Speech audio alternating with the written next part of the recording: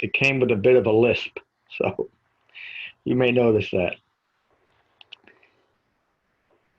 The Sikkha Sutta. The Buddha addressed those gathered. Friends, there are three trainings that I teach. The Eightfold, the Buddha is referring to the Eightfold Path. The Eightfold Path is often characterized as a threefold, eight-factored path. And the threefold refers to the characteristics of increasing wisdom, virtue, and concentration. The Buddha continues, I teach training and heightened virtue. I teach training and heightened concentration. I teach training and heightened wisdom. And as we can say that the Four Noble Truths define the overarching context of the Buddha's Dhamma, so does that. These are the three qualities of mind that we develop within the Dhamma. And the Buddha explains very clearly what those are. The training in heightened virtue brings restraint in speech, in actions, and livelihood. And we learned that when we first looked at the Eightfold Path, that the third, fourth, and fifth factor of the Eightfold Path are just that. And those three factors of right speech, right action, and right livelihood encompasses a human being's, our entire behavior. And it greatly simplifies and diminishes the need to overanalyze things. In other words, we're just looking in a broad way of how our behavior informs us of what we're holding in mind. Because whatever we hold in mind will always come out of our mouth or be expressed by our actions. We can't hide what we are most mindful of.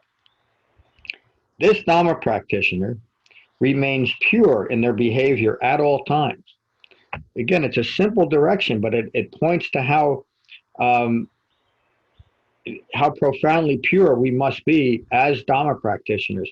This is not a practice that we get any benefit from half measures, except as they keep us on a path. In other words, our mindfulness must always be on the culmination of where we're going. But we also understand by taking true refuge that that's something any human being is capable of, as example by the Buddha. There's that lower denture again. They remain pure in their behavior at all times.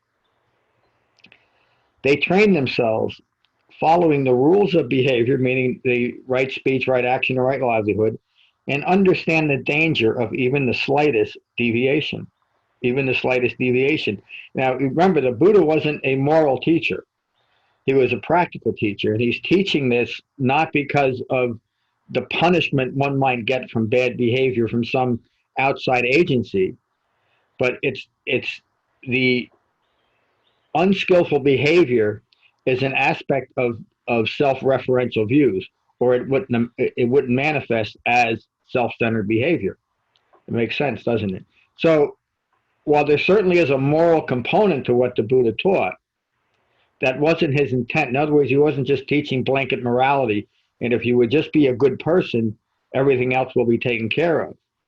The Buddha addressed the underlying cause of poor behavior, which is, to use the word, which is wrong mindfulness, or holding in mind or clinging to fabricated views. So these are simple instructions that get to the very heart and profound nature and depth of the Dhamma. This is called training in heightened virtue. It's simple though, isn't it? The training in heightened concentration, jhana, develops the concentration necessary to support the refined mindfulness that the Buddha just mentioned, that is necessary to monitor our behavior, to recognize and abandon unskillful behavior. It takes at least a measure of concentration, doesn't it? That's what the Buddha is referring to here. Again, simple, practical instruction. This Dhamma practitioner remains secluded from sensory indulgence and unskillful mental qualities. They enter and remain in the first jhana, characterized by rapture and pleasure, born of seclusion and accompanied by directed thought and evaluation. We do this, excuse me for a minute. That first jhana is what we experience in every meditation, every right meditation. The jhana meditation session is characterized by these deepening levels of concentration. The first level is simply that. We take a breath, We begin right from, we establish seclusion from the world, however we do that. We sit and we take a breath. That single breath is jhana meditation. We've turned our mind away from the distractions of worldly entanglements and put that mindfulness on our breath. That's an act of directed thought, and one can't help but evaluate, meaning place a value judgment, which at its simplest explanation is, am I doing this right? Am I doing it wrong? Am I getting benefit or am I not? And that's a normal part of beginning meditation. Joyful engagement. I feel joyfully engaged with my Dhamma practice. I'm glad that I'm sitting here meditating. The fact that I'm doing it is inspiring me. It's the end thoughts. It's filling me with enthusiasm. But in this stage, I'm still directing my thought away from entanglements in the world and back towards my breath. That's the first level of jhana that we all engage in every time we begin meditation. As concentration deepens further, they enter and remain in the second jhana. Focused thoughts, which is characterized by focused thoughts and insight, delight and pleasure born of composure and inner assurance arise. It's simply a description that the Buddha is giving us now 2,600 years later of a deepening level of concentration and a deepening calm. He's simply describing what we should be looking for to notice that our meditation is actually bearing fruit. That deepening calm, that developing inner poise, the feeling of at least an initial release from entanglements with the world. As concentration deepens further, they enter or remain in the third jhana. Delight and pleasure and the perception of pleasure and pain disappear. And we've all experienced that, even if it was just for a moment. And the time frame of each level of meditative absorption, of each level of jhana, is not significant. Or the Buddha would point it out here, and many other teachings. He would say that when you enter the first jhana, you got to stay there for 8 seconds or 8 minutes or 8 years before you go to the second jhana. There's no time frame on any of this. It's just a recognition of ever deepening but ever impermanent levels of ever deepening concentration. And so we've all experienced that. Even if it's just for the moment, our minds have calmed enough. They've developed enough of a measure of concentration just right now to not grasp after pleasure or have any aversion to pain. And for most of us as beginning meditators, that's very, very brief. But every one of us has talked about how we've noticed that increases over time. Excuse me. So that deepening level of jhana is simply characterized as a lack of grasping after what makes me feel good or what I hope to avoid in life, or even within my own thoughts. In fact, you could say it's ultimately within our own thoughts that grasping ends. Let me just go back one line just to put it back in context. Delight and pleasure and the perception of pleasure and pain disappear. Equanimity and refined mindfulness increases, and a peaceful mind prevails. We now start noticing a noticeable development of calm and peace within our own minds. Some people will characterize this, and it does feel like this, will characterize that as spaciousness. We're simply not jamming one thought next to the next, one thought with the next thought due to clinging to our thoughts. We are the ones that are actually creating spaciousness in our own minds. We're the ones that are creating spaciousness for new ideas, such as the new idea of character or framed by the Eightfold Path, the new idea of developing right view. And as we deepen concentration, we're opening up our minds. We're creating the space between fabricated thoughts for reality. That's the reason why we deepen concentration. So we have a measure of calm in our minds for the Dhamma to bloom, for the Dhamma to develop. The Buddha continues, as concentration deepens further, they enter and remain in the fourth jhana. Mindful equanimity prevails. Equanimity is simply a balanced, calm, and peaceful state of mind. And there's an aspect of the fourth level of jhana in the first level. It's just not as profound and it's not as developed. So what we're talking about when we're referring to the deeper levels of jhana is simply deepening levels of concentration that as a aspect of Dhamma practice, as an aspect of right meditation, must be noticed. We need to notice that our concentration, that our jhana practice is actually deepening our concentration, but each level is defined, isn't it?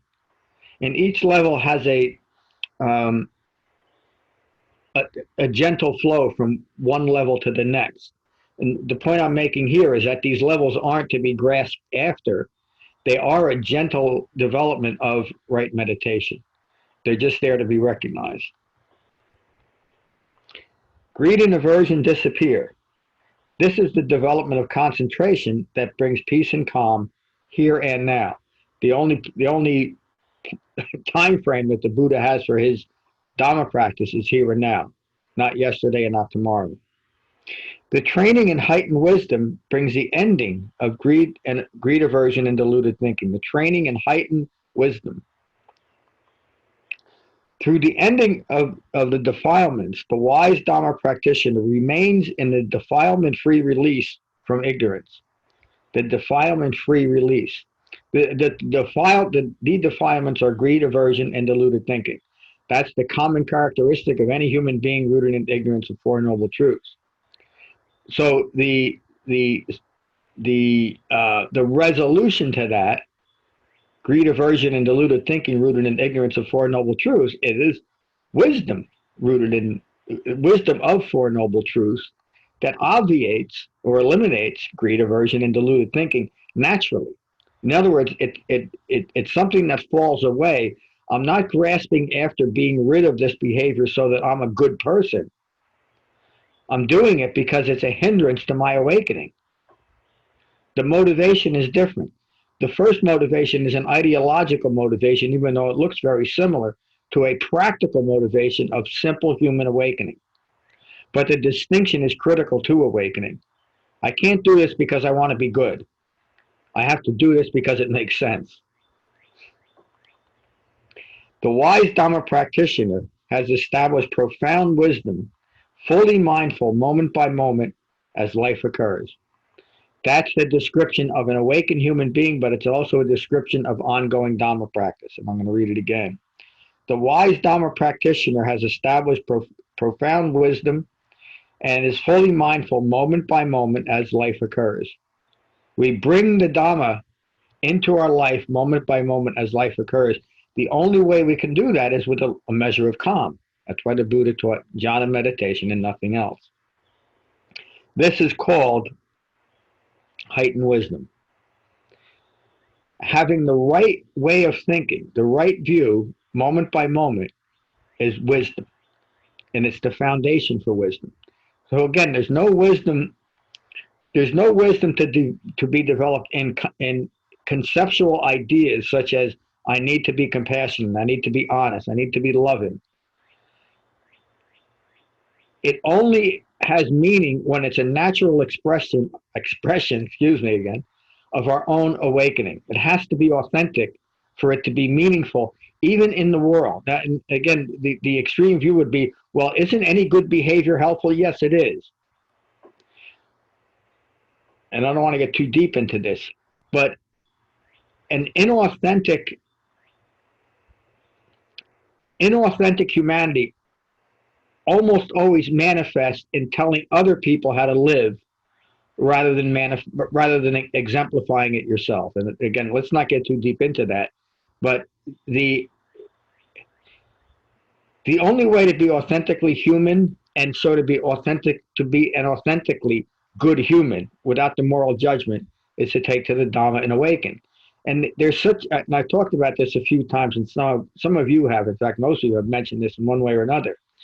The power that comes from developing the Eightfold Path is the moment by moment knowing that my behavior is no longer going to be harmful towards me or towards another human being. And that is ultimately the underlying stress that we all carry. Anytime a human being has done something in their behavior that has hurt another human being that we've noticed has conditioned our own behavior. It is hurtful to another person. But we start creating our own little bit of paranoia about our own behavior, that once we've hurt someone, we might do it again. And nobody wants to do that. We're not aware of it, and we create very powerful and subtle strategies to not recognize it. That's called ignoring our own ignorance. But it's a gnawing kind of fear that is only alleviated by me knowing that there's nothing left within me that can hurt me or another human being. And that is the power that is developed through the Dhamma, and there's nothing magical about it. It's simply incorporating these three trainings that the Buddha is teaching, and then getting used to our own behavior as harmless behavior. And I think all of us would recognize that it truly is the essence of peace by not having any ill will left within me, but that has to be methodically recognized and abandoned, because it's impossible to not have ill will towards ourselves and others if our minds are rooted in ignorance of Four Noble Truths. But as we start developing the Dhamma, we can recognize the practical behavior, we can recognize the practical benefits of the Dhamma by recognizing our behavior. That's why it's there. That's why it's so powerful to hold in mind our behavior as the benchmark for, is Dhamma practice working for me? Because if I'm still acting out even in very subtle levels of wrong speech, action, or livelihood, I know that there's a little bit more work to go. But it doesn't mean I should judge myself harshly. In fact, it's another reason for joyful engagement. I'm looking at the things that I need to change in my life to develop within myself what I want from myself in this human life. The Buddha continues. These are the three trainings of my Dhamma. And there's nothing really complicated about this, is there? The trainings in heightened virtue, concentration, and wisdom establish persistence, steadfastness, absorption in jhana, refined mindfulness, and wise restraint. These three trainings should be practiced consistently and in all situations. Does anybody think we can't practice this in all situations? No, they're simple guidelines for being a human being. And so as the Buddha never asked us to do anything extra human, extraordinary, superhuman, or mythological in its results. The Buddha simply asked us to be a human being. But he didn't just ask us, and he didn't just point the way. He showed us step by step a simple and methodical way of doing it. And it really is a matter, I said this I think 2 weeks ago, it really is a matter of simply following the direction. Practice consistently in all situations and with unlimited concentration, meaning we're always developing concentration. A student asked me, this is now a couple of years ago, and you've heard me say it, but it fits right here. He asked me, why would the Buddha continue to meditate after he awakened? Now, there's an inference there that this gentleman wasn't really enjoying his meditation. He was hoping to get to the end of it. But the answer is, why wouldn't an awakened human being continue to take skillful pleasure in meditation? Unlimited concentration. There's no limit to the development of concentration. At least there's no practical limit. So we're always developing it. As our concentration increases, and I think every one of you would recognize this, there's a direct relationship between understanding and concentration, meaning understanding life in relation to the Four Noble Truths, excuse me.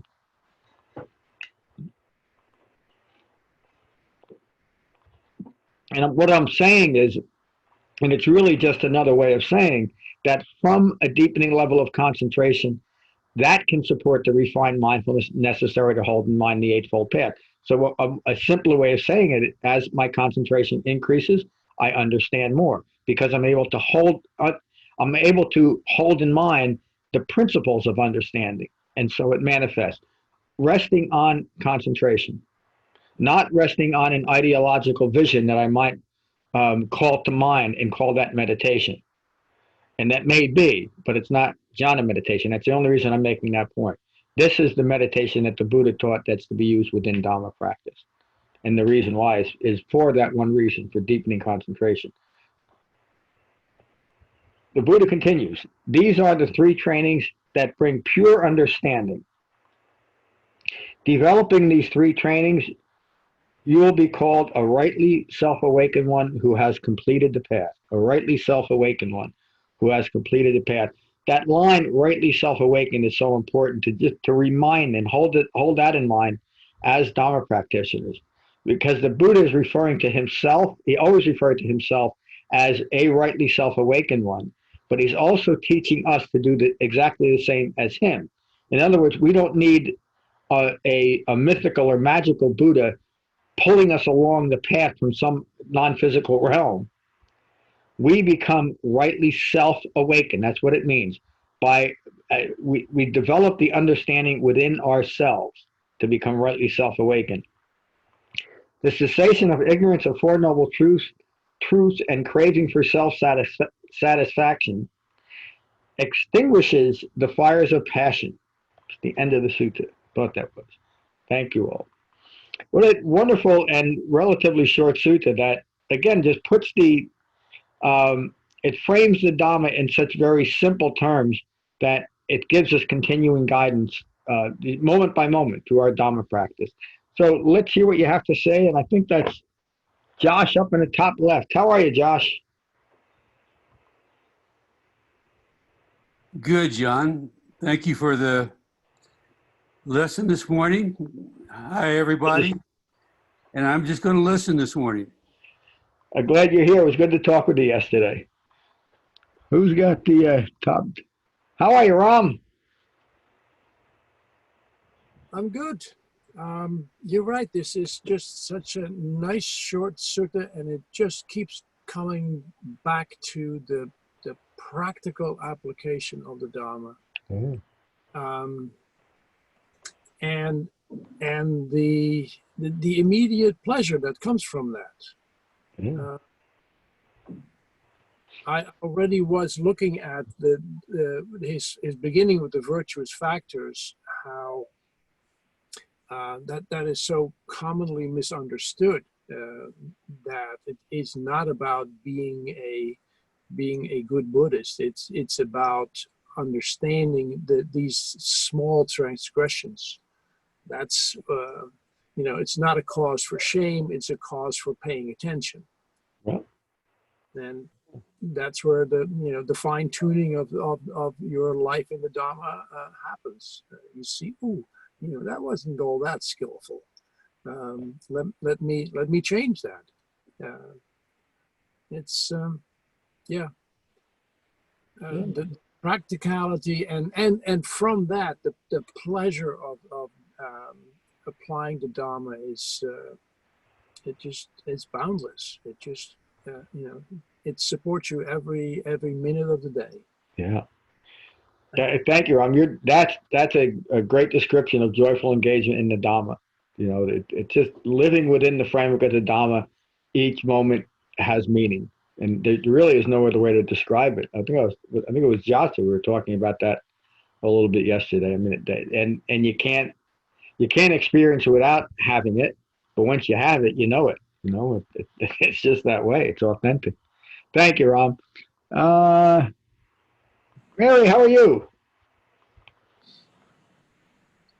Good morning, John. Good morning, everyone. Good to see you. Wonderful. Yes, good to see you. A wonderful sutta, short and foundational.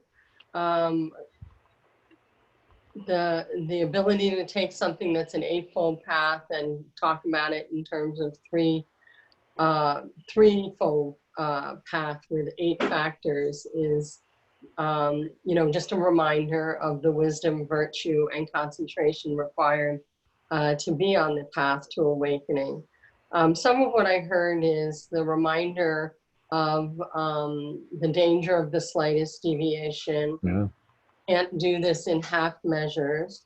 And then something you said last week about, there is such a thing as an ignoble search if that seems to be in the same vein of doing something in half measures. So yeah. I think for me, that's a reminder to believe that I can awaken. I don't know that I wake up every day thinking that's a possibility. And that's just something to work on and something to be aware of, and flip that around to that I'm on the path and that, awakening is possible. So, so thank you, John. Thank you, Mary. Awakening is possible. Hello, Becky.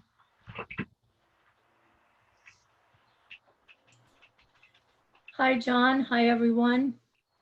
Thank you for teaching us this morning, John. And I just want to say I'm very happy to be here. Every time I'm here, it's a good thing.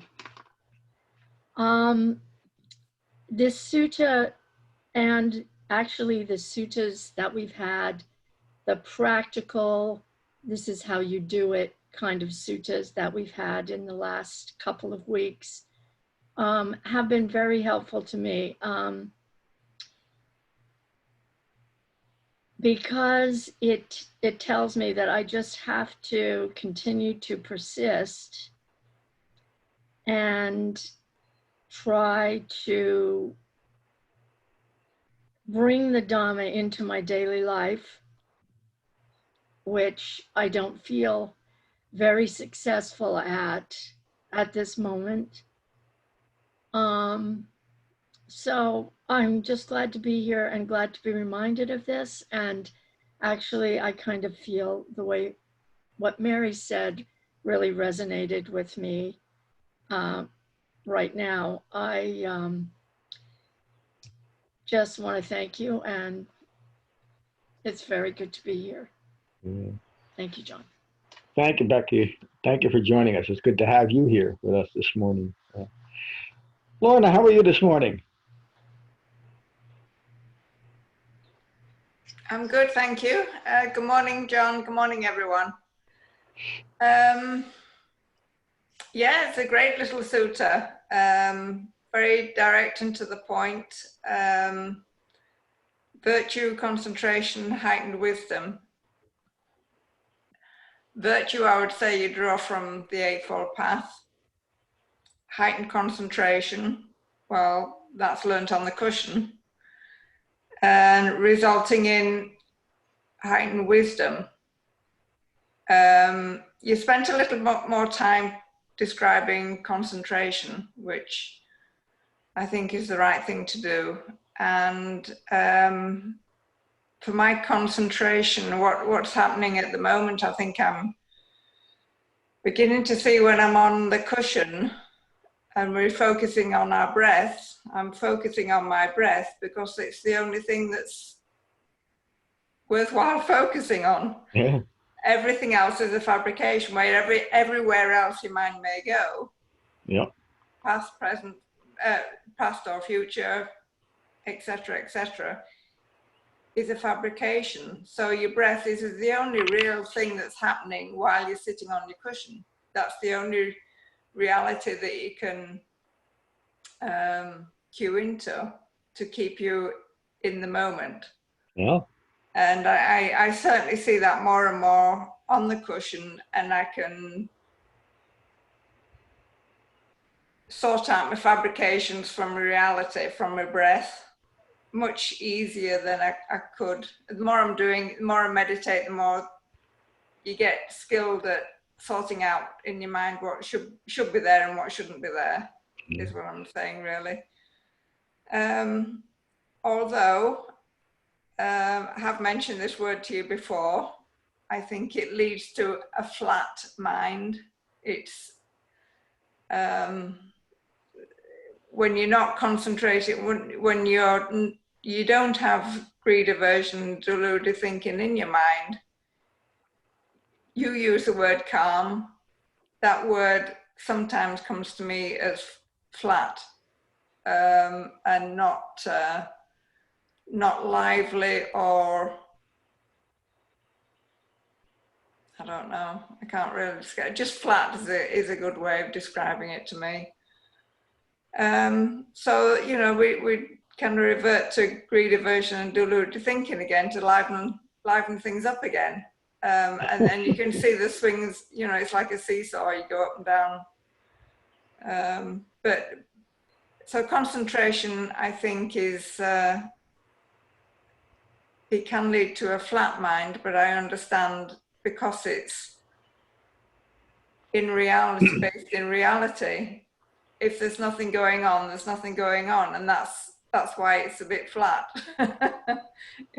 You can see the sort of circle that goes round. Yeah. Anyway, you mentioned right at the end there that you mentioned the line rightly self-awakened. I think sort of I maybe could say that I'm rightly self-awakened for a moment on my cushion, meaning that there's nothing but reality, meaning my breath, in my mind when I'm meditating sometimes, and then a thought comes in and then you go around the process again. So, I mean, Mary said she doesn't wake up thinking she can awaken every morning. Maybe she's just not realizing that she's getting there, but it's just in such a very small amount of time that she's maybe just not really thinking about it, because I'm sure she's very, very well practiced and taught, so I think she probably does. But anyway, and heightened wisdom, I think you can put to what we talk about is a mature mind, when we're not just riding from greed, aversion and deluded thinking all the time. We actually are in reality, which is the mature mind, which is a heightened wisdom mind, and a mature mind is kind of like the same thing. It is. Anyway, yeah, so I think that's all. Thank you. Thank you for your great insight, Lorna. Jen, how are you this morning? Hi, John. Hi, everyone. Morning. Great teaching. Just highlighting, kind of what Ram was saying. Just if you see yourself distracted and off the path, it's right there. Just step right back on. No big whoop. Deep breath. Yeah, that's pretty much what I got out of it today. So yeah, that's all I have to add. Nice to meet you. Thank you, Jen. Tim, how are you this morning? Morning, everybody. Great, there's Tim. How are you doing? I'm doing well, thank you. Yeah, I don't have much to say. The sutta is very direct and understandable. I have one question, I think more in the translation of this sutta, on the part where the Buddha says these trainings in heightened virtue, concentration, and wisdom established, and then there's 5 things that are listed. I'm assuming there's a lot more than that, correct? Or is that just translation? As more as far as what? Well, one thing I tend to develop when my practice is really going well is empathy. And I mean these five items, obviously they make, those are very strong, but I'm just curious, that I'm more of, it's more of a question of the interpretation of the sutta, of where it was from. If there was more things that are established, just to give it like this. I mean, there's many qualities, I'm sure, that are developed through heightened virtue, concentration, and wisdom. Yes, and those are, they don't need to be delineated because they're a natural consequence of understanding. Right. Yeah, I mean, it's an important question because it also points to not grasping after, let me substitute empathy for, and that would be a concept of what it means to be empathetic, as opposed to developing what the Buddha taught, which will result in true empathy, wouldn't it? Yeah. And true compassion. I mean, a lot of I told myself it wasn't going to go here. We can get distracted by thinking that we need to be a certain good way, as opposed to recognizing why we can't because of the way that we think. So the underlying thinking isn't really changed. It's just developing another fabricated way of living in the world. So what you're talking about, Tim, is foundational to the Buddhist Dhamma. Yeah, so the sutta was, I found that exactly, that the sutta was very direct and again, focusing on the jhana concentration, and then the rewards from having heightened virtue, concentration, and wisdom. So, yeah.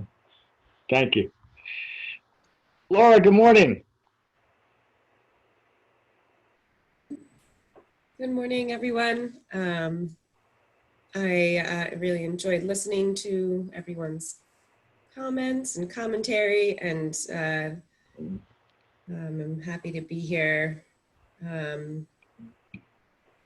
Yeah, I don't have too much to say. I think I, was so happy to come and sit on my cushion this morning, and just recognizing all of the thoughts and concepts and all of that flows through my mind. And this morning was one of those mornings. So feeling a little more overwhelmed by all of the things to do and and,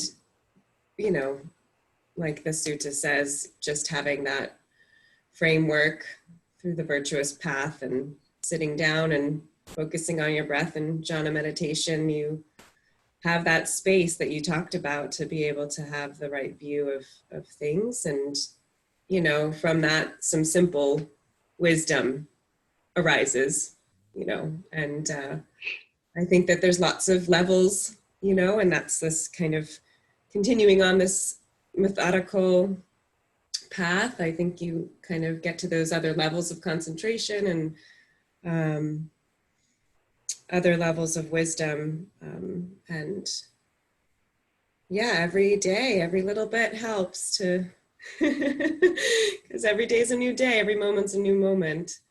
Yeah. You can't decide to, you can decide to hop off, and you can decide to get back on. Yeah. So, here I am. Thank you. I'm glad you hopped on this morning, Laura, and you're really describing the refuge that the Dhamma is, and it's always there for us. I'm glad you joined us. Say hi to everyone. Kevin, how are you? I'm good, John. Good to see Great you. to be here. It's great to hear what everybody has to say. I was thinking about what Lorna said first too, with this flatness. And I just think maybe it's another way of saying equanimity. It is, yeah. It's calm, it's flatness, it's equanimity. And we wish we could all have that in every moment. And that's what we're striving for. And, as I read this, I just think of the Buddha's open hand. He said at the end, I never had a closed fist. I always had an open hand. Yeah. And this is what we need to know. And this sutta is just, again, this is it. This is where it's at. Yeah. Yeah. And I thank you for being our teacher to have that open hand to bring this sutta to us as well. Thank you. What else would I do, though? that flatness that Lorna and you mentioned, it is equanimity, but it's a challenge to some as it's developing. Another way of saying that might be boredom. And a mind that is bored is a mind that needs immediate relief, meaning immediate distraction from that boredom. So it takes a while to get used to a flat or a mind resting in equanimity, because it's such a contrast and contradiction to a grasping after mind that's rooted in ignorance. So, and that's all part of Dhamma practice. So Lorna's insight into that is really profound. She was able to recognize it pretty early in her practice. And if you'd noticed, Lorna won't admit to this, but those of us that have learned from Lorna, you realize she's talking about that, the interface between a distracted mind and a mind that's developing concentration. It's just like she described and Kevin just talked about right now. So again, it is something to be mindful of. It's one of the hindrance. In fact, the first hindrance relates to being disappointed with a flat or mind resting in equanimity. The first hindrance is the need for constant sensory indulgence, isn't it? So it's just there to be recognized. And what do we do when we find ourselves bored? Well, I'm going to let Lorna answer the question. So when you're stuck in a flat mind, Lorna, and you don't want it anymore, what do you do? I accept it, I think. Yeah, I just accept it. What's the direct way to accepting what's occurring? Yeah, you can. Yeah, but no, you asked me what do I do. I don't think about my breath at that time. I just accept that this is what's occurring. I'm not fabricating. I'm not fabricating. I'm not in delusion, etc., etc. And that gives me a flat mind, equanimity, whatever. It's just another way of describing, but it feels like a flat mind to me. But that's how life is. So actually answer your question honestly, that's it. I don't go back to my breath. I just accept it. So you're describing the fourth foundation of mindfulness. This is part of the practice, that I'm not living in a delusion all the time now. Yep. It's just the temporary. It's just the temporary quality of your mind at that moment. Yes. Yeah. That's another wonderful description of the fourth foundation of mindfulness. Just to be mindful of it and understand it doesn't need to be, because it can't be any different than it is. And in the next breath, we unite the mind back in the body. So y'all keep moving around. Somebody just left. We got that Tim. Brett, how are you? Karen left. I want to talk to Karen. How are you, Brett? I'm good. Good to be here. Thank you for your teaching. Definitely enjoying it, what everybody has to say this morning. And, I got on my cushion with the mindfulness stuff and realized that it's all fabrications. And so that was good. And I'm going to keep on listening. And good to be here. Thank you. Good to have you, Brett. Michael, how you doing? Hi, John. How you doing? I'm good. I like the sutras that we've been you've chosen for this course. I find I get a lot of benefit from them. And when a couple of things I just noticed in this last one that and first of all, like I know Lorna has said several.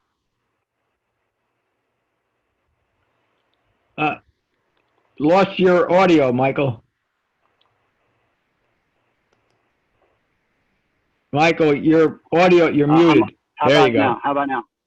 Hear you. Okay. Sorry about that. It's okay. Lorna mentioned the flatness. Okay. Maybe I kind of like look at that maybe as like stillness, the stilling. The mind stills, and I think when the mind stills, it unites with the body. And the mind and the body united is a very good thing. It's healthy. When the mind is united with the body, distractions don't arise, or they don't penetrate the mind, because the mind, again, it doesn't take the mind out of the body. So I look at it like that, and with that, like when the mind is united with the body, and in the state of stillness, the quality of my mind, anyhow, when I experience it, is very good. I find that and when the quality of my mind is good, and it's not distracted, then I feel that the other thing that's prominent here in the sutta is refined mindfulness, that moment by moment, here and now, thought process that's occurring, and I'm able to stay on top of it and be focused with concentration. I find that enables me to I'm able to develop a dispassion and and accept life as it unfolds without being reactionary to it. It's almost like life slows down when that stillness occurs. And so that's what I've been getting out of this. That's what that's what I feel. What Lorna was saying with flatness. But I think it's more like, for me, it's more like stillness and the mind uniting with the body, and all good things come from that. Very well said, Michael. Thank you. Julia, good morning. Good morning, John. I told you that I sent you an email with a chart that I actually drew up. I hope that it's correct thinking, but I'm going to try to explain it a tiny bit. So what I saw was that Buddha with his 3 trainings, it links us also to the Eightfold Path. But the 3 trainings lead directly to the release of dependent origination, and so that we can become awakened.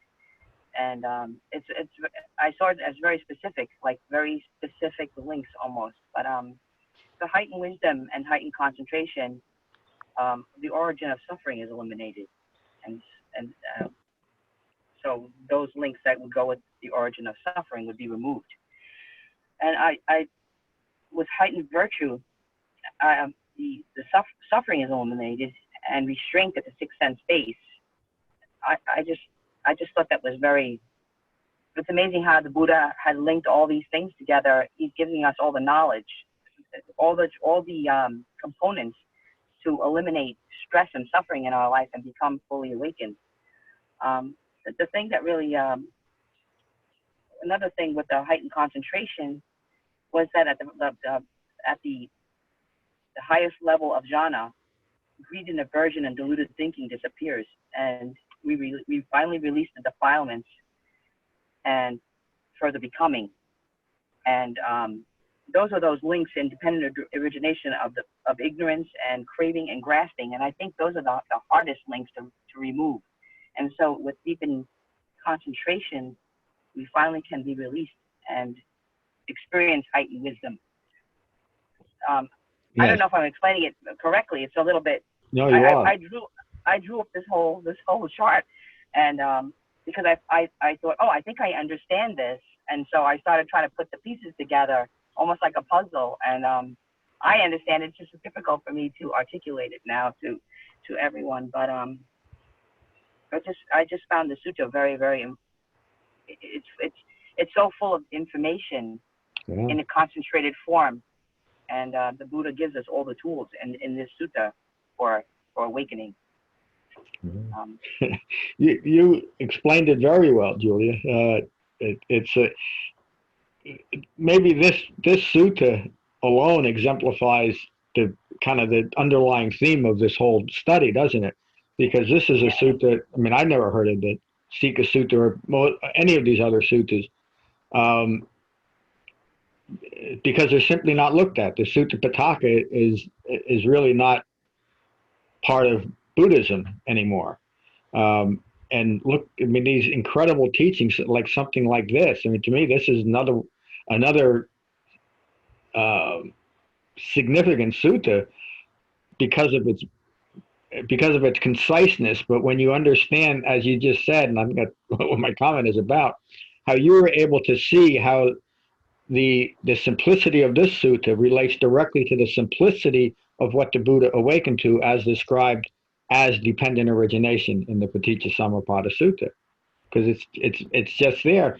But in every sutta the Buddha ever taught, when you understand dependent origination and Four Noble Truths, can be seen that way, and it's an important way to look at it. You know, that this is. The result of what we're talking about is the result of ignorance of Four Noble Truths. And here's where the Dhamma is applied. As you pointed out, Julia, craving and clinging is the 6th and 7th factor of the Eightfold Path, and it's also the second Noble Truth. And so as we understand and start putting these pieces together, it becomes very clear what this path of heightened wisdom, heightened virtue, and heightened concentration is all about. Just a simple and direct path. Beautifully put, Julia.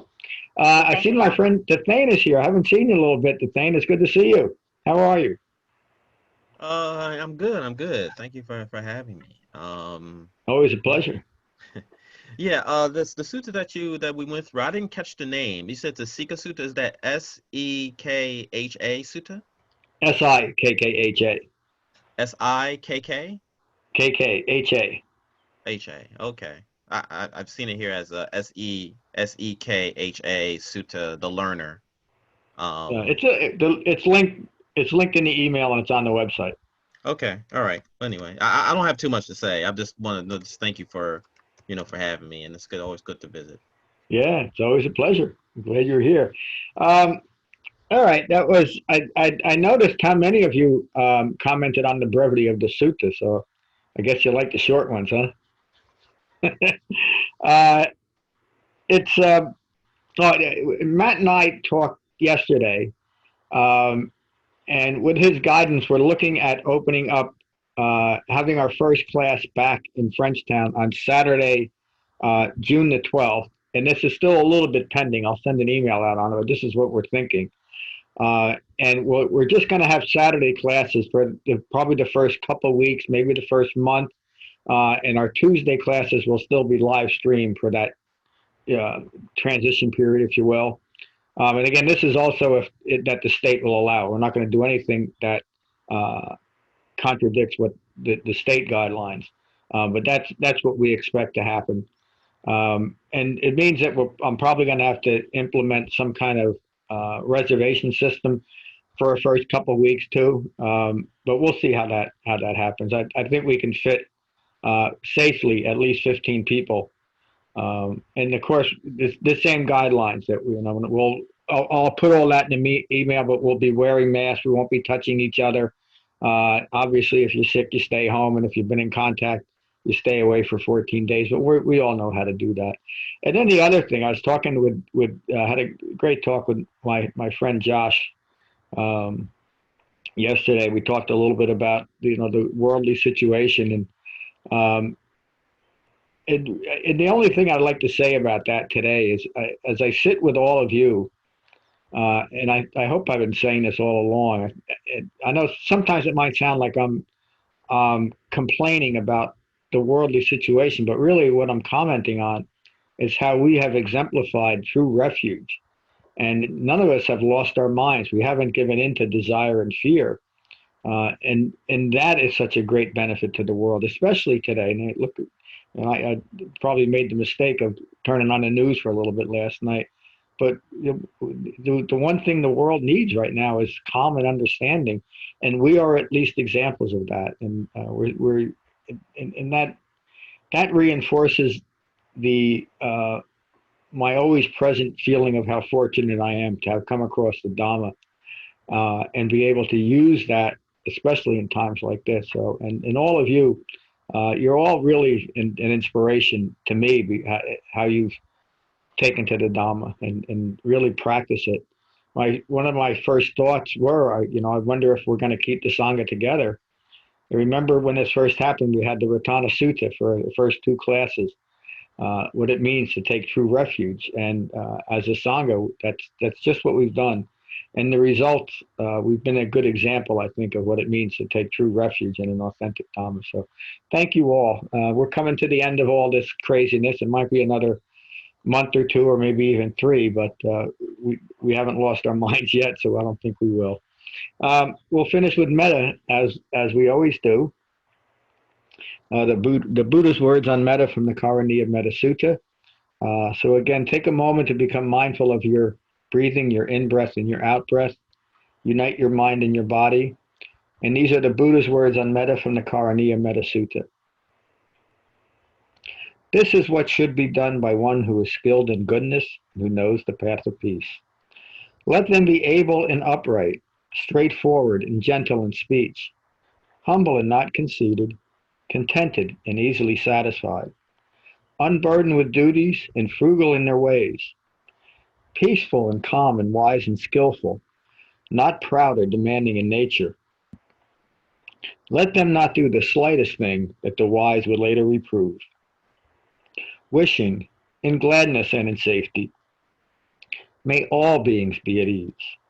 Whatever living beings there may be, whether they are weak or strong, omitting none, the great or the mighty, medium, short, or small, the seen and the unseen, those living near and far away, those born and to be born.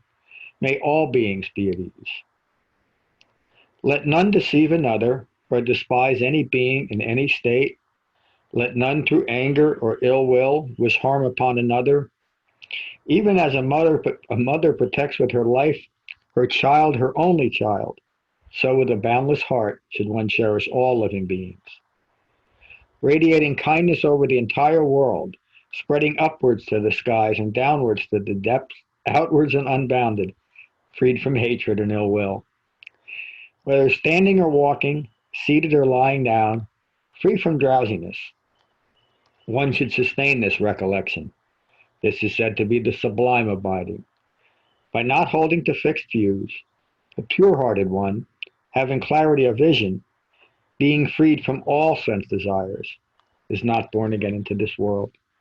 Thank you all for a wonderful class this morning. Peace. I'll end the recording, but I'll keep the room open for a little bit, if I can. John, I have to drop off. Thank you, everyone. Have a great week. Thank you for joining us.